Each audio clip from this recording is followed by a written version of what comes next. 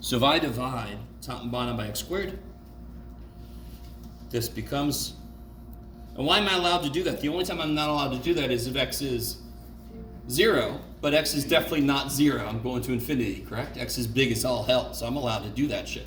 So then this becomes 1 minus 3 over x is equal plus 4 over x squared over 2 plus 5 over x squared. And of course, each one of these, as x gets really big, they all go to 0. And this is the hand-wavy kind of proof of the shortcut way of looking at the degrees. Is everybody with me? So it's really good every now and again to remind yourself why shortcuts work.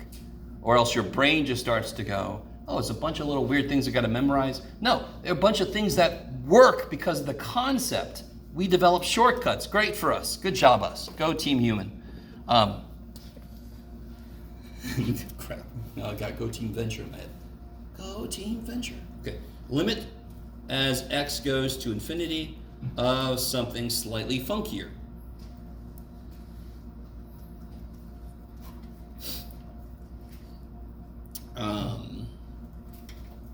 Sure. I like it. This will be nice and gross. So several reasons why saying 2 would be wrong. You see why somebody might say 2? Because if they apply the shortcut, by the way, is this really a second degree? No, because this is a square root, so it's more, it is a first degree. If you were able to take a square root, it would become a first degree, yes? Okay, I like it. So the shortcut comes from the long cut. What's the highest degree power of x that I see truly? Based on what we just said. X to the first. I love it. Yes? So I'm going to divide top and bottom by x. What is the issue with doing that to the top? You can't get it under the radical. Yes.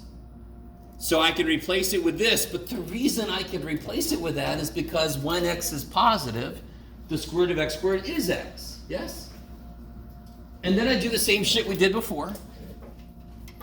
Divide by, now I can go inside because they have the same radical, yes? Yep, up. And now this goes to 0, this goes to 0, this goes to, what's the actual limit then? It's not a very pretty number, poor little dude. What do I get on the top? Root 6, and what do I get on the bottom? 3. So, coming to our problem, the problem section, what was it? I put it up there. 45, 2.5. It's all right? 2.5? 2.6? 2.6, okay. So 2.6, number 45, is like this. Well, actually, let me say this. Uses this idea. If x is going to infinity, then the square root of x squared is x. Because x is positive, yes? If x is going to negative infinity, then the square root of x squared equals, I'm sorry, I should say it the other way. X equals negative square root of x squared. So if I redo that problem we just did a second ago, the limit is, but I make it go to negative infinity, what would the difference be, Jeff? I would divide bottom by x, but I would divide top by negative rad x squared, yes? And you're not arbitrarily bringing a negative in, that's just what the hell it is. Okay. And so then you would get negative square root of 6 over limit, negative square root of 6 over x, no, 6, Jeff, plus 4 over x minus 1 over x squared over 3 minus 2 over x, which then would be negative rad 6 over 3, yes?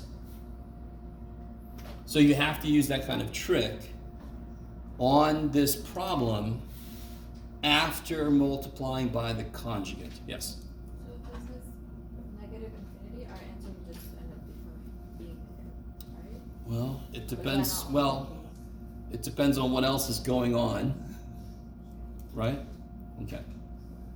Don't generalize it. You have to just deal with what you're given. If I would have turned these two around from the beginning, then it would have been positive infinity, because it would have been, yes, negative over negative, it would have been positive. Yeah, okay.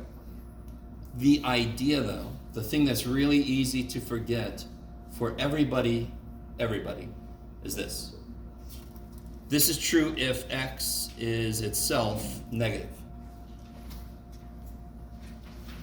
So let's try it out. Give me a negative nice number.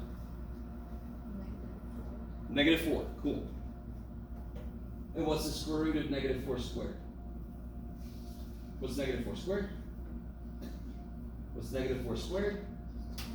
16. What's the square root of 16? Positive 4. Shit.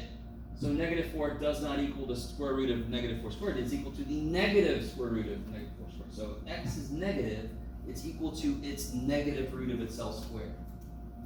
Trippy. Easy as all hell to forget and then not even think about in the moment. I like it though. You would check.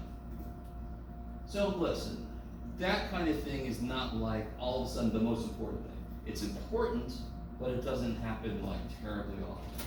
Yes? But it's a really good demonstration of just going through something slowly. You learn a lot of shortcuts, but they will get you in trouble. Okay. That's why I'm not the biggest fan of too many shortcuts. And I'm definitely not the biggest fan of, I love music, but little jingles in mathematics will get you in trouble too. Okay. Anything else before we do this quiz? Any questions? Everybody kind of, that was exceptionally weird shit. That has nothing to do with what you're going to see on this quiz. And you might be upset or very happy for me to say this. I didn't put an epsilon delta problem there. It's going to be on the test, so if you're upset and you're like, study that, then you're ready for Wednesday. This is going to be an epsilon delta problem on the test. Yes? All right, I guess everybody's ready. Nobody's asking questions. I'll get y'all started.